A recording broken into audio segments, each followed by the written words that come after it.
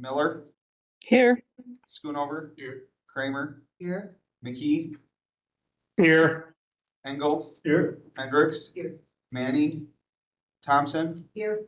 Perry, Here. Turk, Here. Cosgrove, Frank, Severson, Present. Williamson, Here. Cooey, Here. Fleming, Here. and McGuire. Here. You have a forum.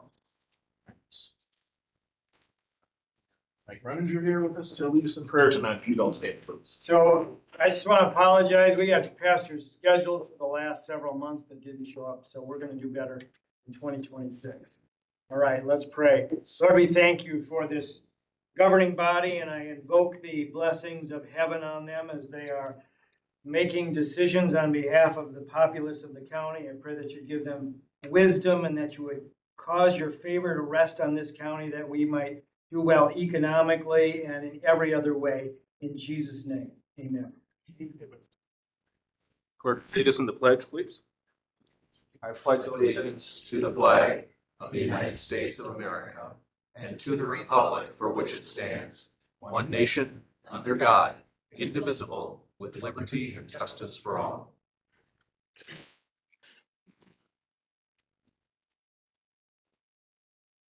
Are we in compliance with the open meetings law? Yes, Mr. Chair, the meeting is properly noticed. Very good. You have before you a 22-point agenda. Can I get a motion to approve the agenda, please? Motion by Mr. Schoonover, second by Supervisor Kramer. All those in favor say aye. Anyone opposed? We have our agenda. Also shared with you were the minutes of the December 9th meeting. Anybody have any questions, corrections, changes that need to be made to those minutes? Hearing none, the chair declares those minutes are approved as presented. Item number 8 is public comment. Do we have any members of the public that wish to comment to the county board tonight, either here in person or online? I didn't get any forms ahead of time, so. All right. Then let's move on. Item number 9, appointment of a county supervisor for District 10. So in your meeting packet, I did upload an email received from a Mr. Kevin Nolan regarding his interest. So you have that before you in your packet. Okay, is Mr. Nolan here with us tonight? It's right behind you. Hello. Would you take a few minutes and introduce yourself to the board and tell us why you'd like to be a member of the body, please? Absolutely. Thank you. Good evening. My name is Kevin Nolan. I'm County Board Supervisor for District 10. I've been back in Wisconsin after moving around the country. I've been back for 8.5 years. I'm 66 years old, retired. Service to my community has been forefront for me for decades. As a teen, I volunteered for YARP, which is offshoot of Association for Retired Citizens. And I became the youngest vice president. As an adult, I volunteered as an instructor of the American Red Cross and community CPR and standard first aid. I'm a former firefighter for Southern California. I receive and deliver Meals on Wheels. I'm also on the Richland County Food. I'm also a volunteer emergency responder for the American Red Cross for Richland County. This is the first time I've had it running for a public office position. Thank you for your time and consideration. Thank you. Appreciate your interest in the vacant seat. Anybody from the board willing to make a motion to appoint Mr. Nolan to seat number 10? Everybody in the board is willing to make a motion. Supervisor Thompson, we'll take your motion first and a second from Supervisor Cosgrove. Any further discussion? All those in favor of appointing Mr. Nolan as supervisor for District 10, please say aye. Aye. Anyone opposed? The motion carries. I want to take just a moment, Derek, to swear him in. We'll take just a brief recess and get him sworn in, and then we will see him with us for the remainder of the meeting.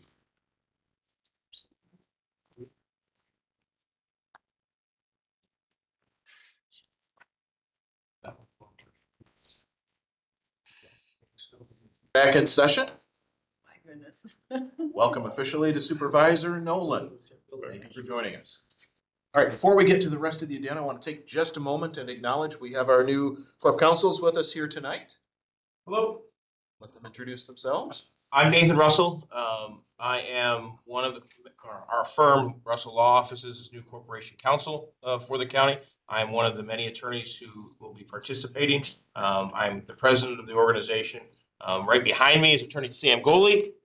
Sam is here tonight to introduce himself because he will be participating probably in more meetings than I will, at least in the near term.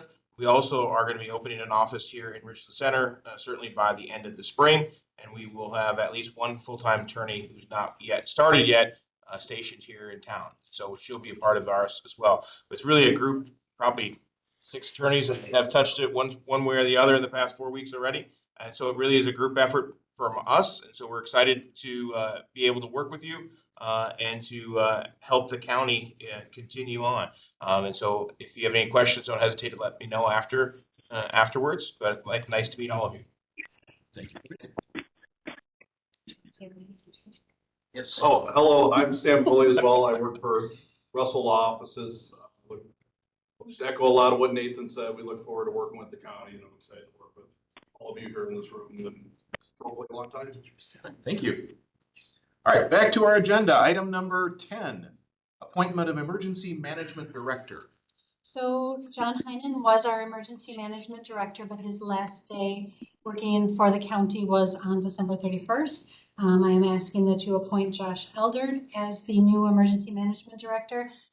He will be supervising the new position and he will be overseeing the emergency management functions for the county moving forward. This will be in addition to his duties as highway commissioner. Absolutely, yes. Okay, so he's not taking a different job. No, All no. right, any questions on this? Do I have a motion to make the appointment? Motion by Supervisor Kramer, second by Supervisor Thompson. Any further discussion? Yes, Mr. Severson, go I ahead. just want to say, in my opinion, in my good faith, I cannot support this. Okay. Elaborate or No. any other questions or comments? All those in favor, please say aye. Aye. Aye. Nay. Nay, sorry. I was getting to that. And those opposed? Aye. Thank you. We have one opposed. All right, the motion is carried. The appointment is confirmed. Item 11, appointment of 2026 emergency fire wardens. So this is something that is done on a yearly basis, and we are looking to have the Boaz Country Store, Richland County Land Conservation, and the port be our 3 emergency fire wardens for Richland County. By Mr. Williamson, second by Mr. Schoonover. Any discussion? All those in favor say aye. Aye. Oh, I'm sorry. Question. What exactly is the job description of this position? I mean, You're asking the wrong guy. I'm chief. No. These are just wardens for the county. Can I? Please go ahead. I'm Kath. What it is if they're the ones that will issue like burning permits. If somebody comes in and asks for a burning permit to, burn a big pile or something, they come to us, one of those 3 places, and we look and make sure that it's okay to do it. We look at, as Mr. Williamson knows, that you go to the website and you make sure that it's okay to burn. So we do issue those. Okay, all right. That answer your question? All right, so as we're doing, all in favor, please say aye. Aye. And opposed? All right. So are confirmed. Item 12, a resolution commemorating the service of Christian Sapek to the Richland County Sheriff's Office. This will be resolution number 26-1. Now therefore be it resolved by the Richland County Board of Supervisors that the county hereby expresses its sincere gratitude and appreciation to Christian Sypek for his 44 years of exemplary and dedicated service to Richland County. Be it further resolved that the Richland County Board of Supervisors extends its best wishes to Mr. Sypek for a long, healthy, and fulfilling retirement. Be it further resolved that the county clerk shall send a copy of this resolution to Mr. Sypek at his home address as on file with the county. And be it further resolved that this resolution shall take effect immediately upon its passage and publication. This is being offered to you by the Public Safety Standing Committee on January 2 of 2026. Okay, that's the resolution. Do I have a motion, please? Motion by Fleming, second by Cosgrove. Any discussion? All those in favor say aye. Aye. Aye. And opposed? Thank you. The resolution is adopted. Certainly for the service. Deputy Sabeck.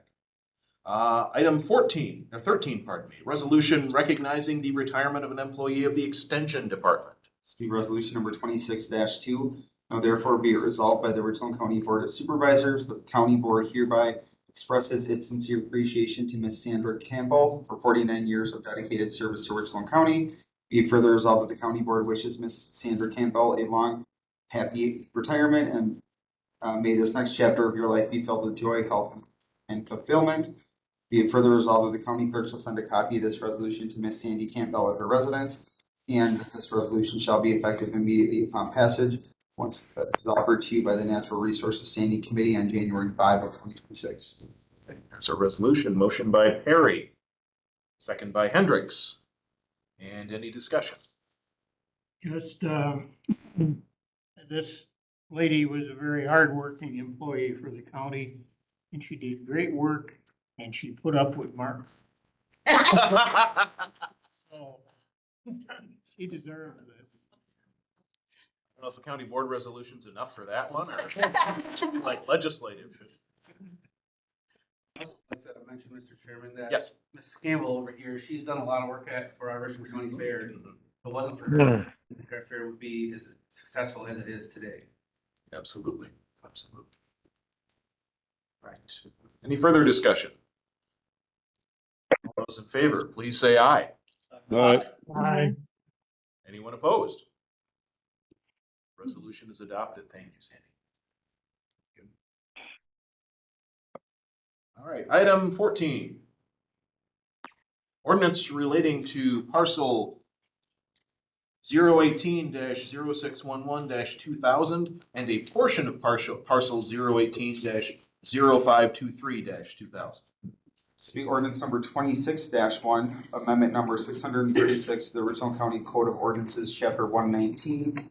The following described 33.62 acre parcel in the town of Marshall is rezoned from ag forestry to ag residential. We have the legal description there in the ordinance. This resolution ordinance shall be effective upon passage and publication. This ordinance is being offered by the Natural Resources Standing Committee on January 5th of 2026.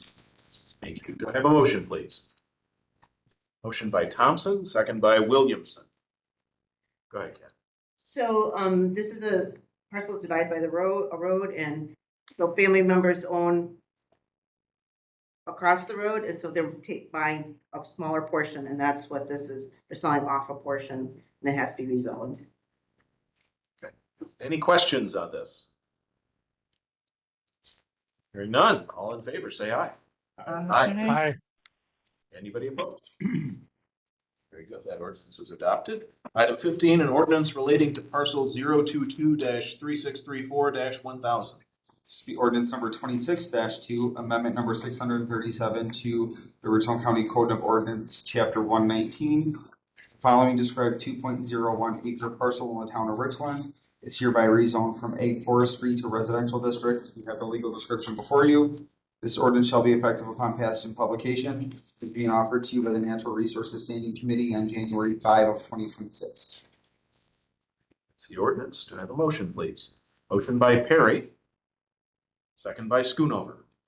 Discussion.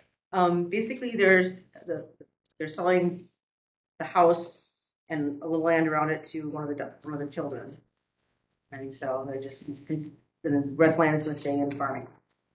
Anybody have questions? If not, all in favor, say aye. Aye. Anyone opposed? That ordinance is adopted. Item 16 on our agenda is reports, starting with our county administrator report. So I did have a written report in the folder for you. One thing that I really want to highlight is the new website. So we are hoping to have the new website go live on March 1st. Our plan is to have a meeting in February. Invite all the board supervisors to come so you can have the first look at it before it goes live. There will also be a new agenda management system, and I think there's a copy of what the new agendas will look like in the packet. So if you want to take a peek at that, it is 16A, so that is what the new agenda format will look like, but we will go over all of that with you when we have the presentation in February. So look for that in your email, that invitation. So that is something we're excited about. But then I have all my other updates listed in there. If anybody has any questions on any of it. We have questions for the administrator. I have a question. Yes, go ahead. Will that, if I'm not home by March or whatever, does that have any interference with my iPad or will it be resolved by then? Should not have any interference with your iPad. Should Okay, not be an issue for you, Mary. all right, thank you. Welcome. Mr. Engel. Just a status update on the situation of the ambulance for 2026. So where we're at with that, we have signed contracts with everybody. So we've gotten all the completed signed contracts for 2026. We had a meeting with the municipalities in December. We have another one tomorrow night with the municipalities to continue the discussions. And then later on in the meeting, we will be asking your permission to approve engaging with a consulting agency to do the ambulance stuff. So we're making progress, having open discussions. Thank you. Other questions? All right, if there are none, we'll move to item B, which is County Board Chair Report. End of December, early January is typically a pretty quiet time, so haven't had a ton of meetings. I did get elected chair of the Facility Planning Committee, and we're going to have a very aggressive meeting schedule for the first 3+ months here of 2026. Our next meeting is coming up Thursday. We're going to have the Sheriff's Department in talking about the jail and their space and needs and current conditions and things like that. So we're doing that for several departments as we look at wide, trying to come up with our strategy, our philosophy of, okay, what are our priorities? Where do we need to start? And anybody is certainly welcome to attend those meetings. So, had some interesting conversations with some constituents as I was out circulating nomination papers, talking about housing, talking about, I had a couple different people ask me, why do we still have 21 people on the county board? That's something people are thinking about, I guess. But it was nice just getting out and talking to people. You hear from folks every now and then, but that's usually when they have a problem. It's nice to just have conversations with people and talk about how things are going. Coming up next month, Vice Chair Williamson and I and Administrator Clemens will be attending the Wisconsin Counties Association Legislative Conference in Madison.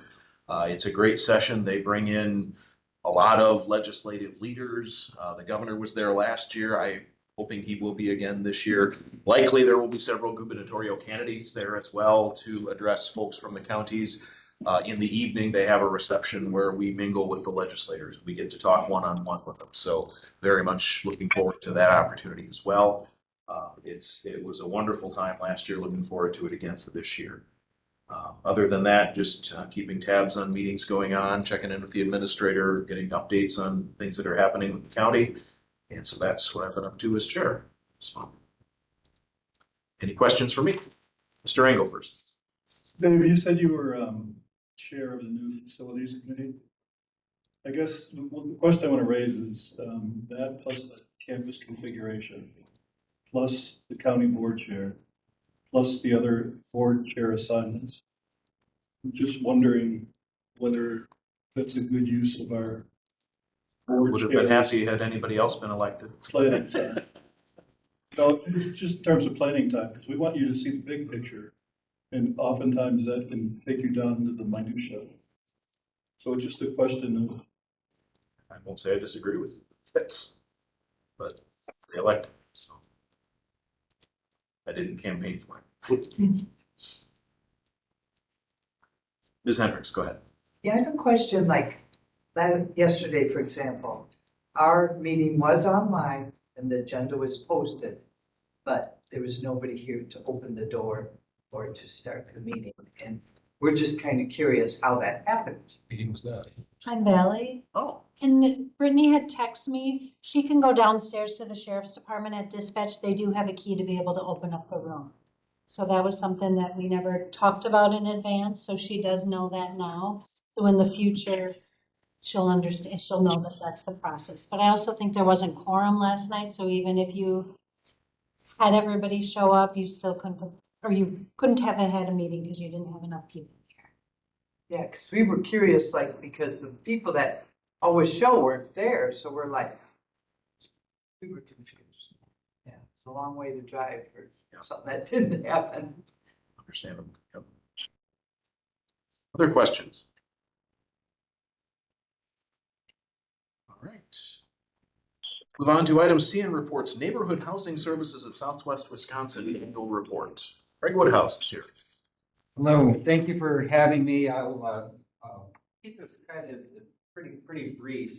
And I apologize, you didn't get the presentation materials in your hand, in your packet, so I'll just pass these around. But I just wanted to kind of give a little bit of a highlight about what Neighborhood Housing Services is up to. And then also a reminder or just information for folks that may not know who we are and what we do.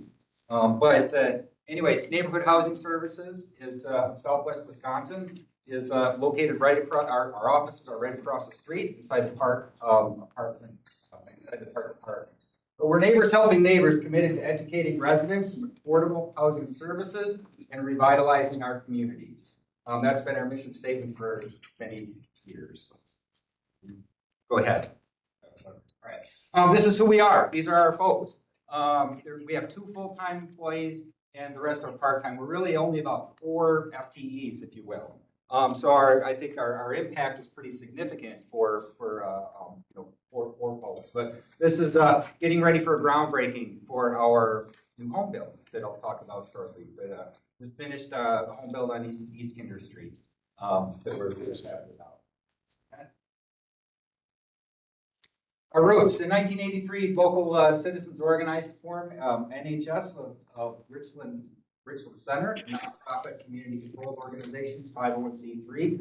The park, the hotel senior apartments renovation was completed. So in that time period, that's when NHS formed, and it was volunteers. It was folks in the community that we had the park hotel, the old park hotel. It was vacant and in really rough shape. And it was volunteers in the community that said, what would it take to save that building?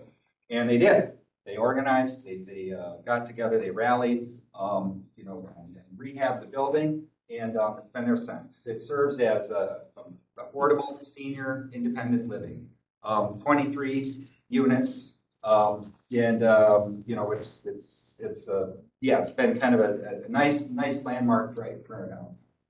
In 2014, became NHS of Southwest Wisconsin, and now we cover 5 counties. There's a 5-county service district. So we reach all of those counties. We do work in all of those counties. We're really fortunate to have NHS, a nonprofit housing entity like this, located here in Richland County. Most counties do not have something like NHS. They really don't. So we want to work together to do even more. A lot of community building over the years. Some of you may be familiar with Star Spangled Celebration, the Big Top Chautauqua, and direct assistance to communities post catastrophic events like the floods and tornadoes. But NHS has always been a community building organization, a leadership development organization. We have a lot of volunteers over the years. You may not have heard as much out of NHS over the last 5 years, but that's changing now. The COVID years were tough for home building and home construction and then just community outreach. But we've got a renewed vision and new energy, and we're reforming some things there right now. Go ahead. What we do, these are the basics. These are the very basic things of what we do and what we do really well. Home rehabilitation is our strength. That is what we do well. That is what we are really good at. When I say home rehab, I'm talking about client-based homes. So they're owned by a a property owner. They are not, we're not an agency that flips properties. We don't do that. But we provide assistance for repairs such as roofs, insulation, lead abatement, asbestos, mitigation, windows, things like that. A lot of accessibility. A lot of those projects are funded through the Department of Administration. A lot of those are WIDA dollars that we use. That's really what we do really well. Those rehabs oftentimes come in the form of a second mortgage. We are also a mortgager. So emergency repairs needed or accessibility, features of a bathroom or something like that, an eligible family will apply with us, we'll work with them, and a lot of times we're able to do those rehabs with no money down, zero interest, deferred until transfer of the property. No money down, deferred payments until transfer of property. That's a big deal. That is a big deal. So we see that as equity that's invested into the community. We manage those loans, and then we will manage them for the long run. Right now, we have about 540 loans that we manage that are active, and that some of them we've had since 1983. That's not realized until the property is transferred. When the property is transferred, that money cycles back into our fund, and then we can reuse it again. So that's a fund that we manage. The home ownership counseling. We have HUD counselors on staff, certified HUD counselors that really help all the way through. I'll talk a little bit more about that in a second, but these are counselors that work with folks on budget counseling, credit issues, try to help folks see the whole picture, whether it's for buying a home, rehabbing a home, or looking for some kind of assistance. Down payment assistance plan is also something that we have. We have situations where someone wants to buy a home. Maybe their credit score isn't what they would like it to be, but they have steady employment history. And we work with the lenders, and we have a local loan lending committee that we work with from financial institutions throughout those 5 counties. And then we will go through a process, and it's a rigid process of working with that client to understand their situation, what their needs are. And again, sometimes maybe their credit score isn't what you would ideally want, but they've got other assets. And so they've got some things going for them. Again, we can provide down payment assistance for the purchase of new homes at 0% deferred until transfer. That's also a key, very, very key thing. Home construction, we're getting back into that business. We hadn't built a new home for a little while, 9 years.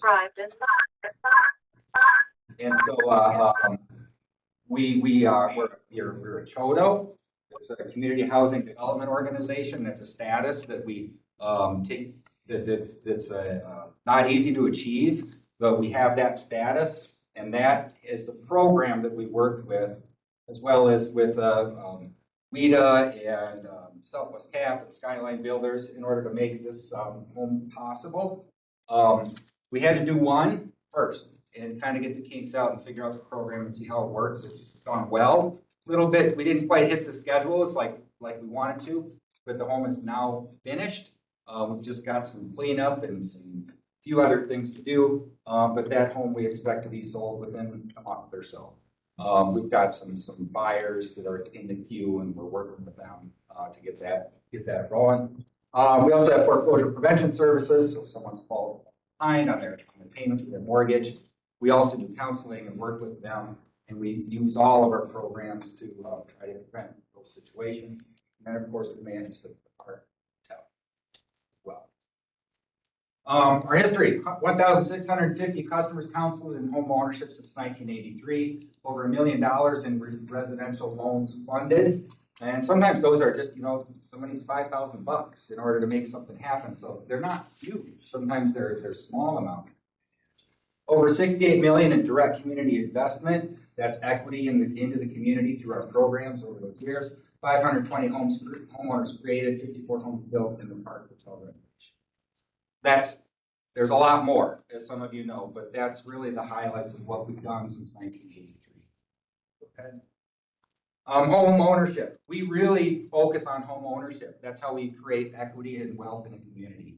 Of course, we have our senior facility where it's independent senior living and folks rent those places, but we really advocate for home ownership.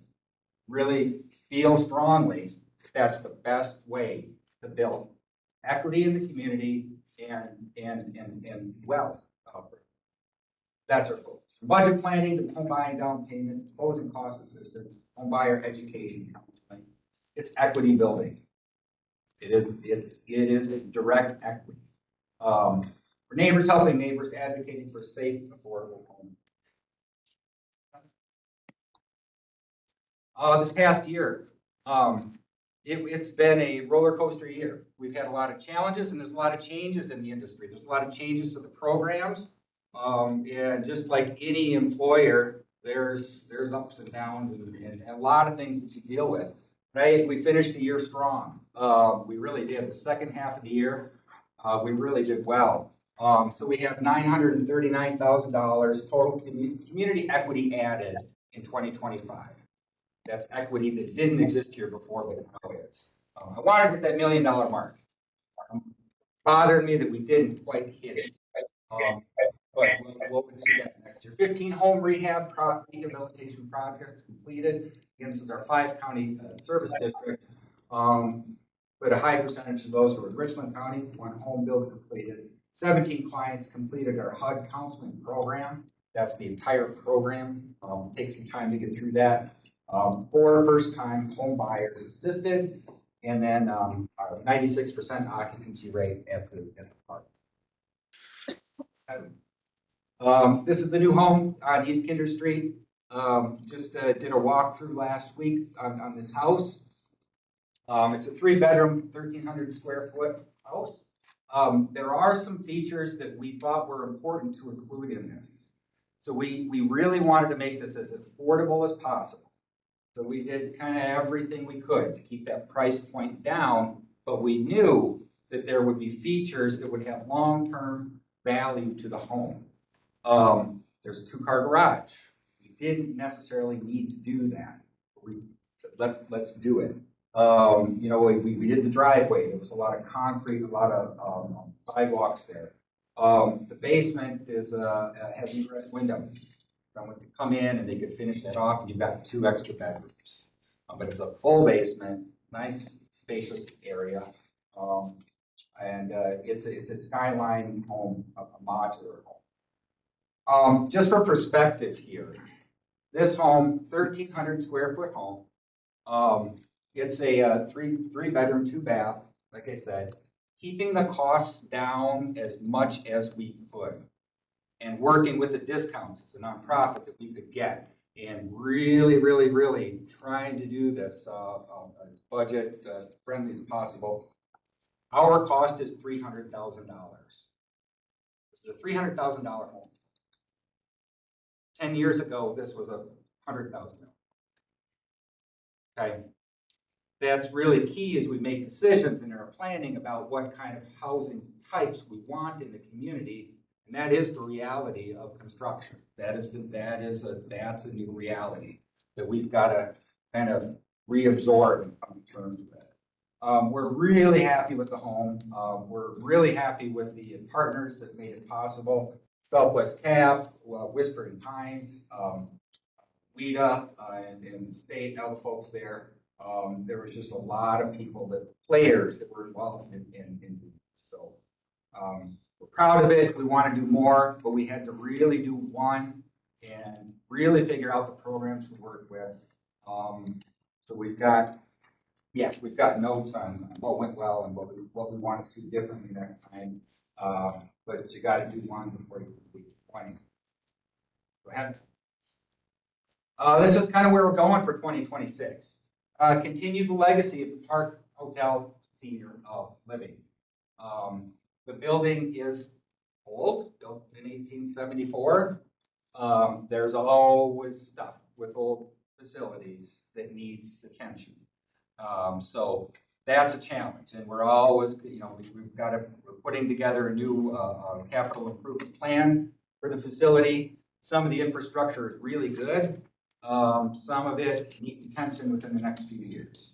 But we want to keep that going as what it is. And I do want to clarify, it's independent living. It is not an assisted living facility. Anyways, we're going to keep that going.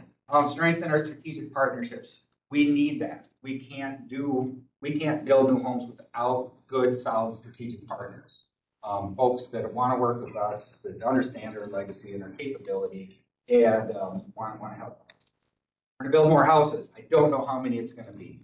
I should know that at this time of the year, but I really don't, because there are so many factors in what's going to flow, what's going to work, where's the money going to come from, and where are we going to do it, and is there infrastructure, is there not infrastructure?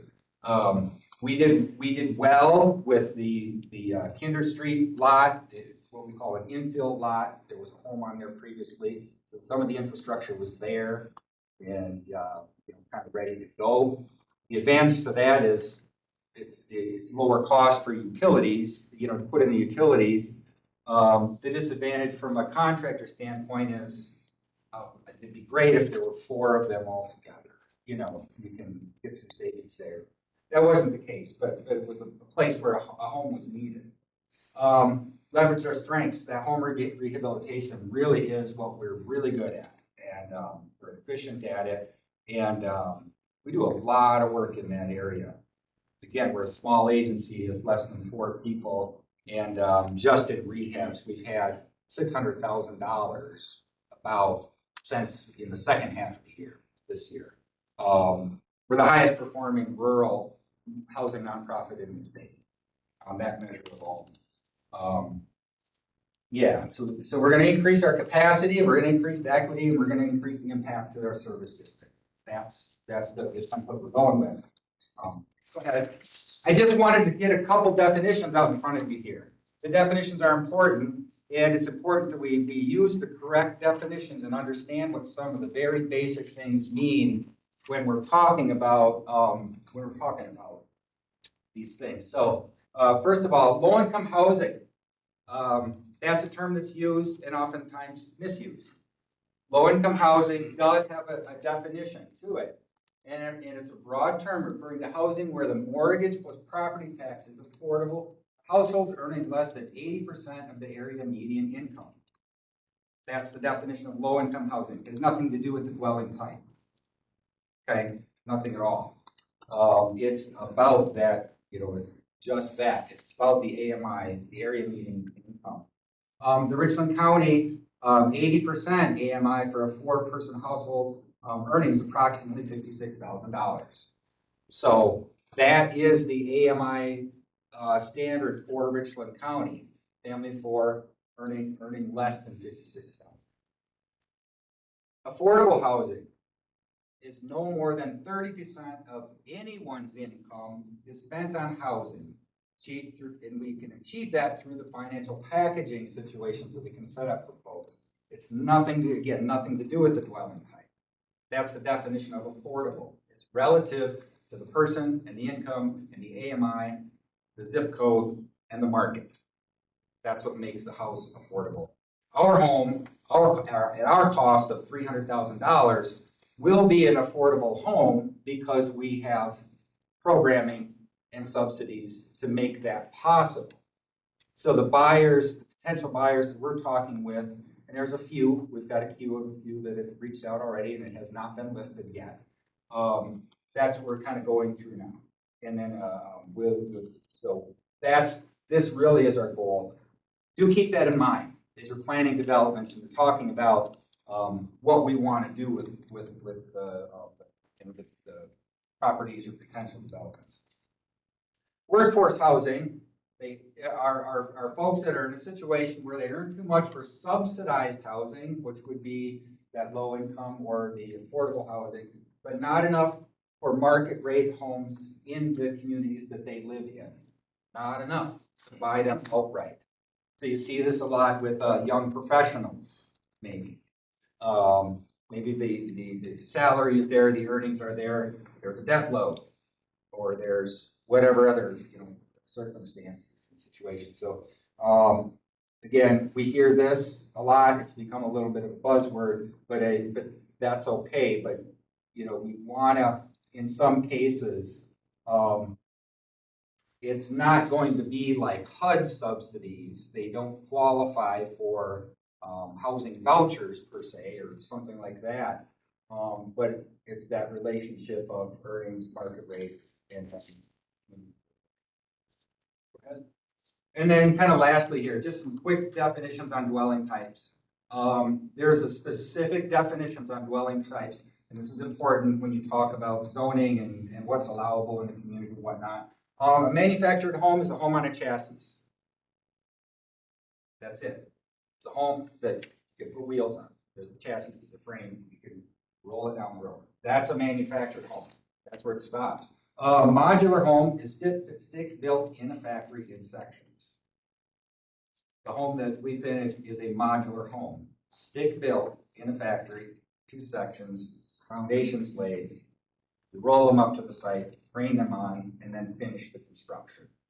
So modular homes are stick built. It's done inside. And then, stick built is built. There's a lot more, of course, but these are some of the ones that the modular and the manufacturing do get misused from time to time.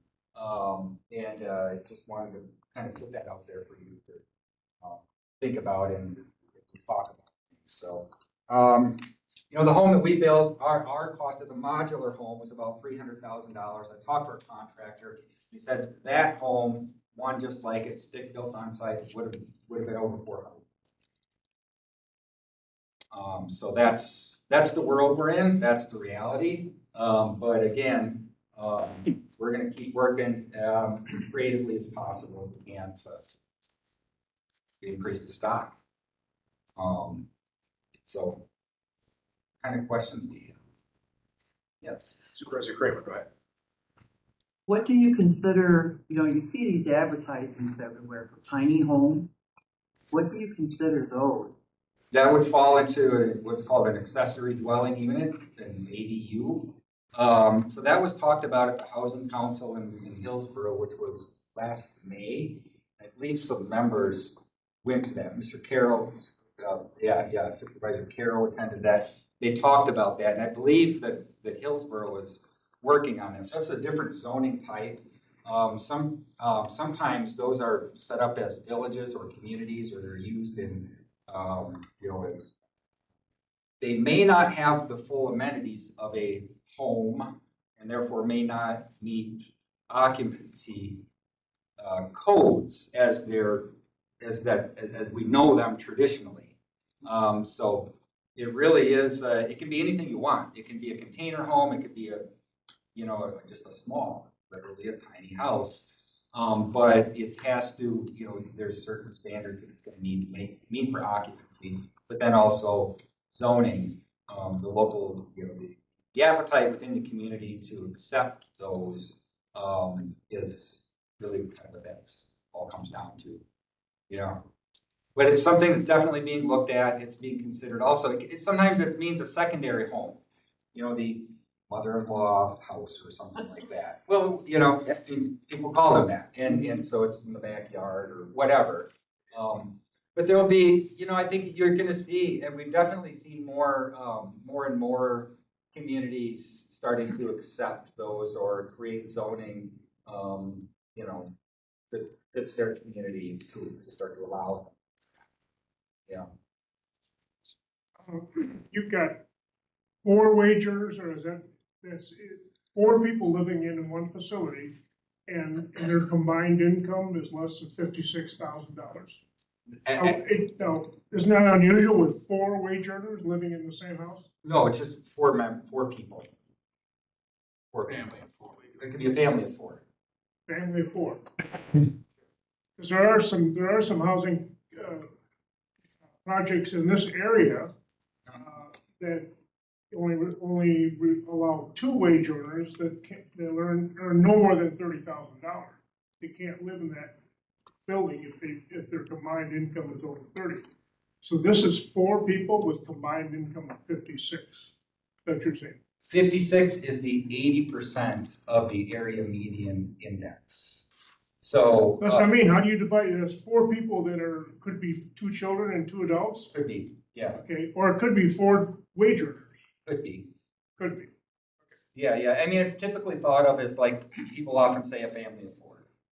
What would it take for a family of 4 to be eligible for whatever, whatever it might be, subsidy or whatever. But that's important to note in Richland County that is, and there's a whole chart, you can look it up on just HUD.gov, and you can look up the what it would be for different circumstances, family of 7 or 2 or 3 or whatever. But it varies a lot from zip code to zip code. Yeah. I have a question for you.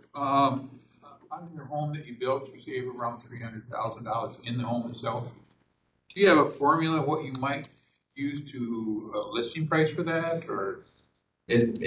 Yeah, good question. Quite honestly, I don't really know what that price will be, because it will depend upon, because of the program that we're in and that we work with the state, it will be dependent upon, what that person that's a good match for the home, what kind of down payment assistance they might get. So it or could what actually kind be of- less than that.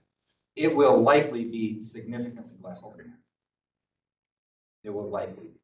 So it's likely that it will be, there'll be someone in a $300,000 home at a price that's under market rate. Yeah. Thank you. And then specifically, that is affordable housing. Mr. Perry. 3 things. First of all, I was a member of the city council in 1983 when we voted for neighborhood housing. Thank you for your vote. When it came in, it was described quite a bit differently than what it turned out to be. It was neighbor helping neighbor. Yeah. You went and helped your neighbor paint his house. He came and helped paint yours. Sure. The labor took care of the Sure. ability to do it, because otherwise you couldn't afford it. But that, I'm happy to see the way it's grown from that. Secondly, the skyline house that you built, happens that my wife's sister and her husband have one of those near La Crosse. It is fantastic, the quality. They'd be a great firm to work with for future houses, because that's very well done. And the third thing is, I represent this board on your board, but I don't know where you meet or when. Oh, okay. Well, you've got my phone number now, and I'll give you my card. Right, great. Yeah. And so you started in '83, and here we are in 2025, and you're still involved. Yeah, But they'll kick me off someday. yeah. Give me a call, Rod. Yeah, I'll make sure you get my cards. Yeah. No, we're happy with the Skyline Home, and we want to keep working with them. So we're developing a partnership with them, to negotiate rates and things like that. So, thank you. Other questions? I'm just curious who gets a home? Obviously, there's several people interested. How does that work? Yeah, good question. So in this case, we have clients that we work with, that we've worked with continuously over years in some cases. Basically we'll go through a list, and we'll try to find, the person that's gonna, number one, or a fit for them. All sorts of reasons, factors that go into that. We'll kind of go through our list here. If none are a good match, then we list it on the market, out there on the market. Someone is interested, they get a hold of us, let us know that you're interested in. It's a kind of a tight window to fit, actually. It's not super easy to find the buyer that meets the program needs that we work with. that AMI matters a lot. But it's also, it's gonna be, you know, the recommendation from our loan committee, they'll have input into it. So it's a process kind of like that, you know, it's advice from our loan committee and then, meeting there's program qualifications, you know, to meet that. But anybody could be eligible, so let us know. And we are looking at a couple different programs for some home builds in 26. And it will be a whole different program, so it's a different set of circumstances and qualifications for those. Yeah, it's kind of a straight answer to that. So you wouldn't have any idea what the monthly payment would be? No, and Taxes are included. Yeah, I really can't say because it's gonna depend on down payment and then, you know, what, yeah, I can't. Well, I don't want to. Quick question, is this, your goal is always ownership or rental? Our primary goal is ownership. Primary. Yes. I mean, I say that because, you know, we manage the park apartments and that's a rental place. That's the only one we manage. And we have no plans for getting into the rental market. And again, it goes back to that mission from 1983 about safe, affordable home ownership and equity building. We feel that you can address that better through ownership. Okay, thanks. Yeah. Thanks for having me. And Thank you, Craig. yeah. Thank you. All right, continuing under reports, item D is legislative update.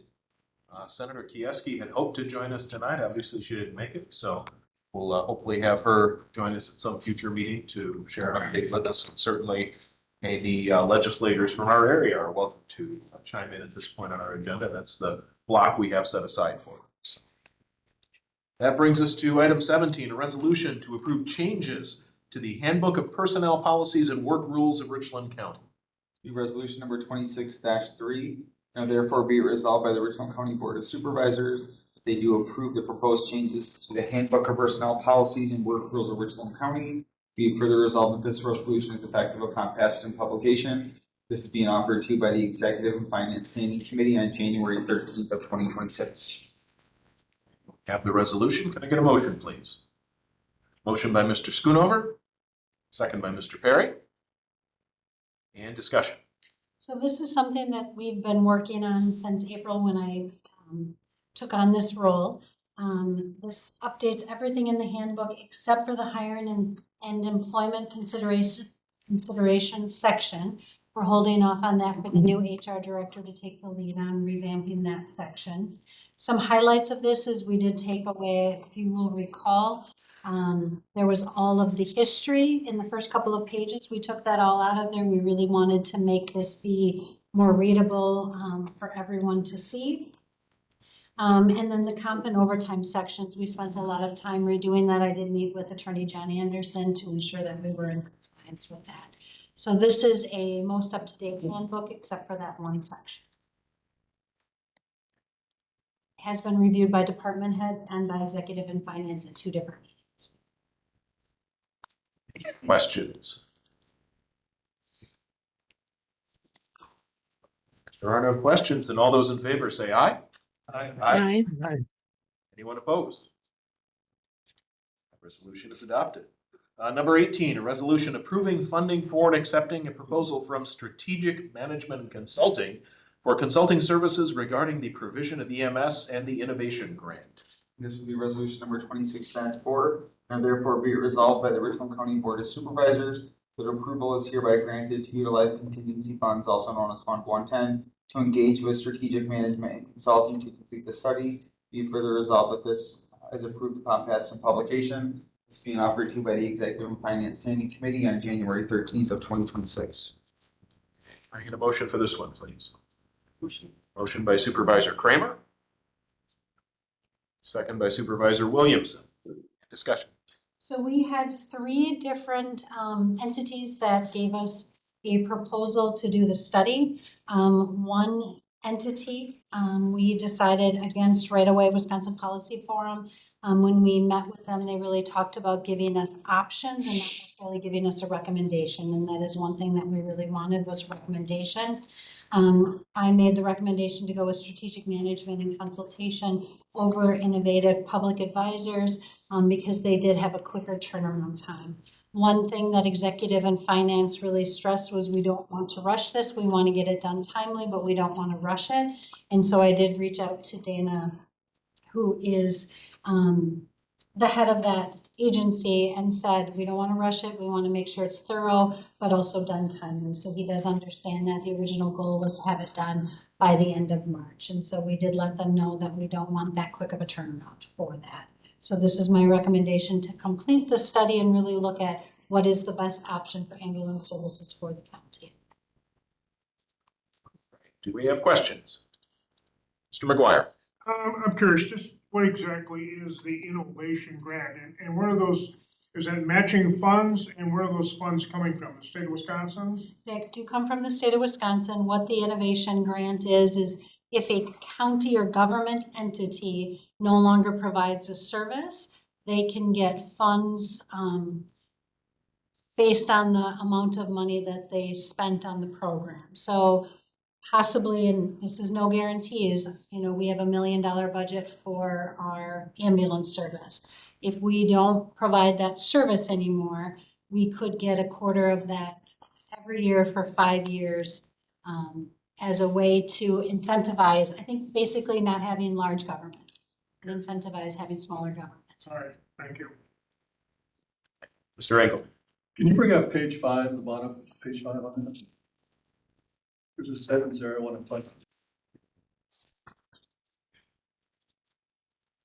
Yeah, the last paragraph. It's our understanding this project will explore alternative EMS models as compared to how ambulance service is currently being provided. One of the questions that begs, I think, is because it's a non-mandated service with the county, is that decision leaning toward the county getting out of this ambulance service in 2027? So that was, Is the consultant a way of helping that occur? and that was a question that was asked at executive and finance. I will say that in all of the discussions that I've had with individuals across the state and the consultants is that they have said sometimes the third party provider is your best option. But they're not going to do what we ask them to do. So they're not going to come back and say, you need to go with somebody else because that's what we're asking you to do. They're really going to look at what is the best option for the area. I would say that if the option is for Richland County to continue operating it, it wouldn't operate as it stands now. We'd be looking at, what funding options do we have? There is a levy exemption that perhaps could be utilized, but that would be different than what we have now. Right. And that's why I just want to make sure that those options are looked at. Because it sounds like, and I haven't been involved in this at all, but that the townships have a mandated responsibility, the municipalities, but they don't have the funding mechanism to provide that. So in light of that dilemma, if it's privatized, then the first year or so will probably be a good deal, but after that, prices would probably increase. And given the state of healthcare, our public safety might go down, is my concern. Yeah, and yeah, go ahead. The only thing that you said was that I think is incorrect is they do have a funding mechanism. It's the levy. And so you are correct at this municipality level, whether that be at the city, village, or township level, that's the authority. But they have the ability to levy for that. They have the capacity to fund it themselves? I'm not saying they have the capacity, they have the ability to levy. Or they have the aptitude, but they have the statutory requirement at the municipal level to provide that service. Right, but do they have the tools? That's the. I would say the vast majority of the state does, yes. We represent, I think, 5 different EMS districts. Now, how those are structured, I can't tell you. I mean, I could go into detail about how they're structured, but I have never been at the inception of one of them. But that is the way that it's generally done. And I think everything else you said is accurate. Sorry. And I also want to add, number one, just because the county runs it doesn't mean we're going to levy outside of the levy limit. We may still be asking the municipalities to give that. That's a board decision. That is a tool that is out there, but there's no guarantees that the county is going to, if the county runs a service, that we will levy outside of the levy limit. Second off, whether it's a third-party provider or it's the county, the cost to provide the services are going to increase every year. It's just the way it is. In our homes, it's that way. For businesses, it's that way. Costs go up every year. And so as much as I hear, well, that's why we can't go with a third-party provider, our costs are going to have to go up every year if we continue to run the service. Yeah, and that's the point where we ask, about public safety. Because, if people don't have the tools to do it, and they don't have the funds that adequately pay for privatization, it's gonna get dicey. But it also gets dicey in our end too, in the respect of if we're talking public safety, if we're funding ambulance service that we're not required to do and another entity is, that potentially takes away from public safety with our roads and our highway department and public safety with our sheriff's department. Unless there's a cooperation between parties and a public decision about unfunded. I guess, Mr. Chairman, I look at this study as just, it gives us more information, more figures and facts that we can deal with to make that decision. Like Administrator said, they're not going to tell us basically what we should do. They're going to lay a bunch of facts out of us. This might go this way, this might go that way, but there's so much of this that we still don't know yet. And the more facts that we get in front of us, the easier and better the decision is going to be for us to do. Other questions or comments?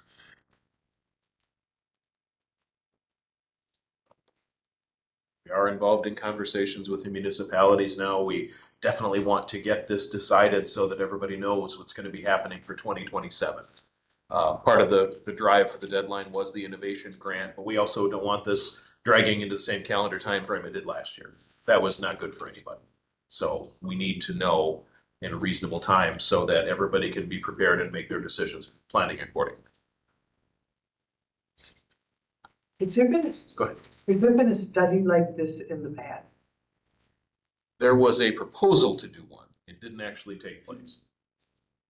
How long ago was that? What year was that, Carrie? 2022. 2022.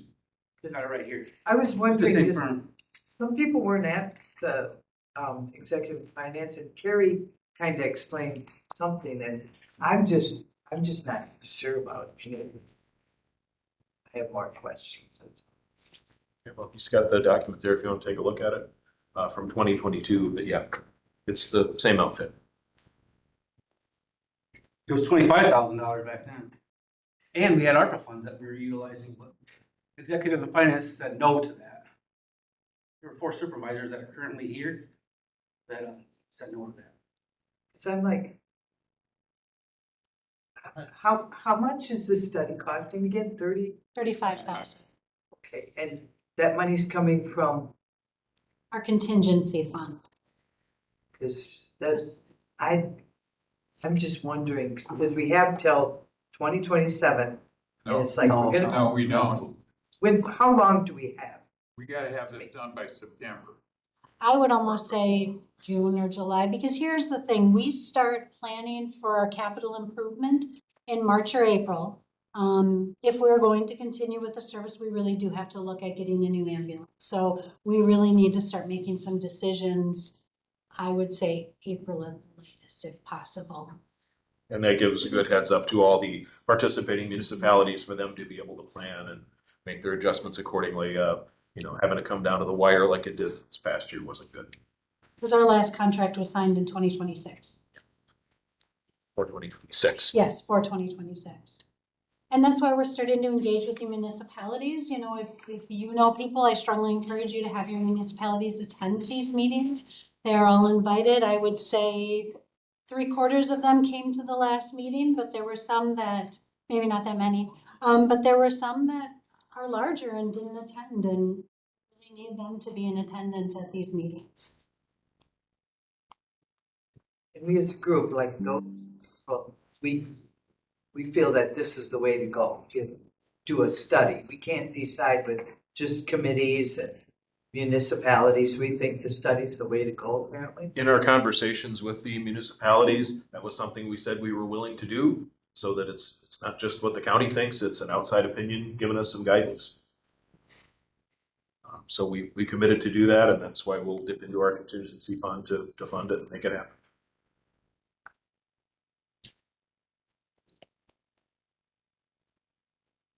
Other questions? I guess I know some things that I've been told. I guess I'm just wondering if it's accurate or not, like if the county continues. I guess I've been told that, the county could levy for the ambulance service. Obviously, the county can levy the county, and it would come to be about, I think I was told 5 something per household, or $20 per household for the levy. Would it be come out doing it for municipalities, or to levy, they can only levy a certain amount for it, so it would be easier to levy the whole county versus just levy. It looks easier. Yeah. There are other things that then happen, So because for- we're levying the whole county. How do we make it fair to Blue River, to Avoca, to Muscadet, to Lone Rock, all the other surrounding ambulance services that have residents of Richland County in their districts would be taxed? Then it should be fair for that money to flow back to them, right? We don't know how to do that yet. Not that it couldn't be figured out, it could. So rebates. We'd have to come up with some mechanism to distribute the funding countywide if we're gonna tax for it countywide. And that's what part of, hopefully, the study's gonna be able to give us some ideas on that. Option A, option B, option C.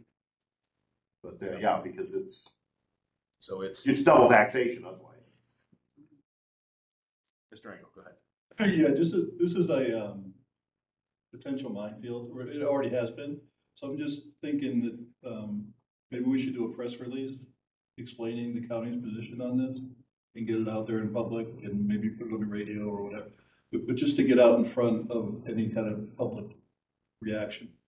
I was on the radio this morning and I did say that, the board was gonna be voting on something tonight on a study.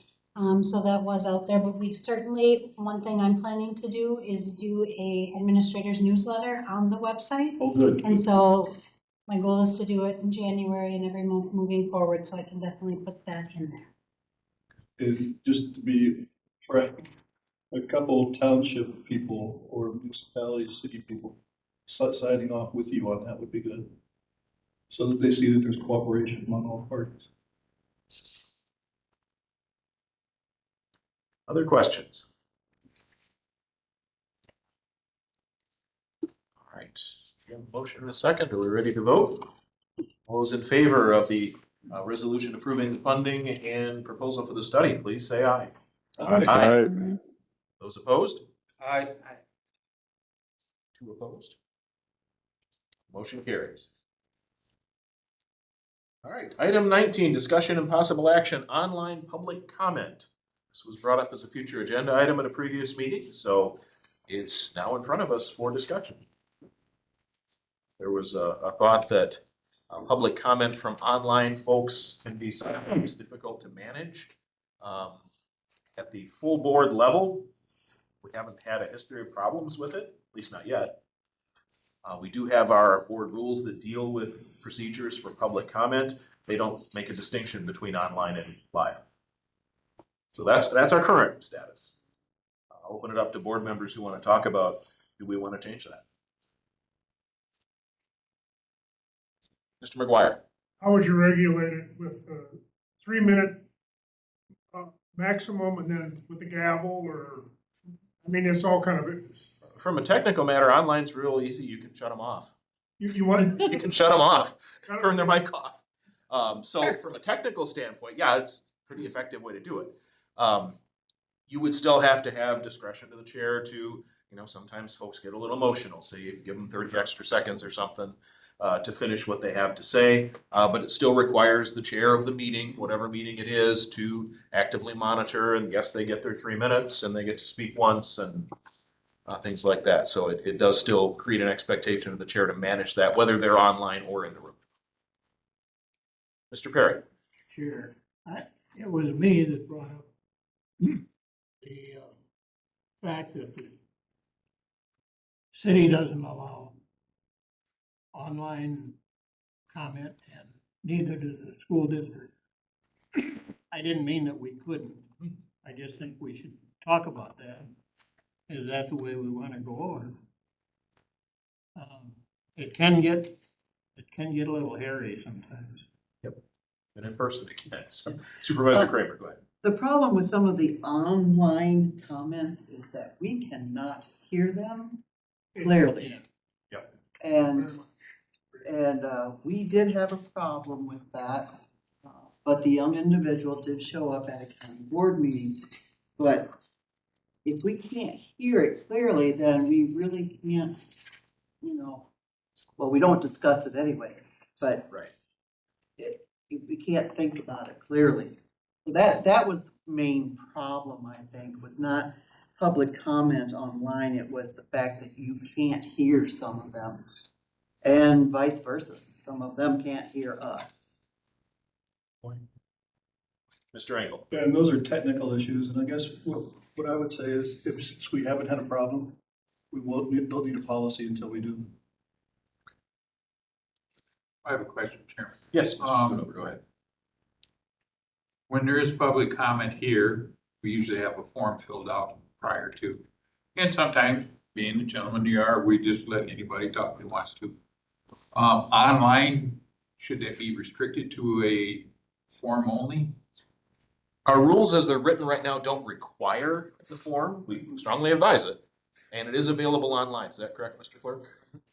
It is, yes, correct. Okay. So it is available to people online. They could fill it out online, send it to the clerk in advance of the meeting and request to comment in that way. Requiring the form would be a change to our rules. And the form would have to be the subject matter that they want to discuss, right? The form, it's available back there if you want to take a look at it. They list their name, where they live, what they want to talk about, and we do restrict it to be something that is within the scope of county business, basically.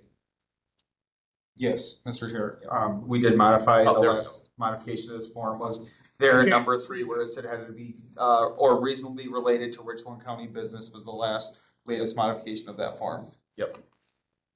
Previously, it had limited it to agenda items. Correct. And we expanded it just a little bit so that, if they had something that wasn't on the agenda, but it was still relevant for county business, then that was appropriate for public comment. Any other discussion?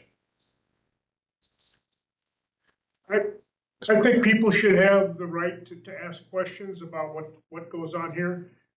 But if it's that important to you, I think they should come in person. That's my thinking, my feeling about it. And to be If clear, they can't make it, then they can have a subordinate come in and speak for them. To be clear, during public comment, people can ask questions. We're not going to answer them because we don't engage in That's right. discussion. It's just the public comment. But they can certainly reach out to our administrator or to whomever else within county government they need to talk to if they have questions they want answered. I can't read that one over there, but just say they have to be explicit about not to ask questions, only to make their comment. That's in our board rules, and they're listed there on the form. Let's see. It's number 5. Rule number 5, a commenter should refrain from asking questions of the board or any individual board member. Again, it's not a discussion. It's them having their chance to speak to us. Okay. That's good. Any other discussion? Doesn't sound like we have a big drive that we need to change anything, but we've discussed it here. We can certainly bring it back for further discussion some other time if we want to consider it more. All right, that brings us to item 20, which is correspondence. So there are 2 items in your packet. There's this update regarding the Simons Rec Complex study with IPA. And then the second is an email from Pam Peterson-Kins, who was unable to make it, or she didn't realize that county board started at the earlier time of 6, so when she came to do invocation, I don't know if you guys recall, but she came in late. So this is another example of, people can email public comment, correspondence to share, and they can be in the packet. So those are the 2 items I have for correspondence tonight. Nothing further. Thank you. Item 21, future agenda items. Anything somebody would like to see us bring to a future county board meeting? Here, Ms. Hendricks, go ahead. Yeah, I don't know if we bring it to a future board meeting or committee on committees, but I'm concerned because we had excellent presentations from department heads at executive and finance. They were just great,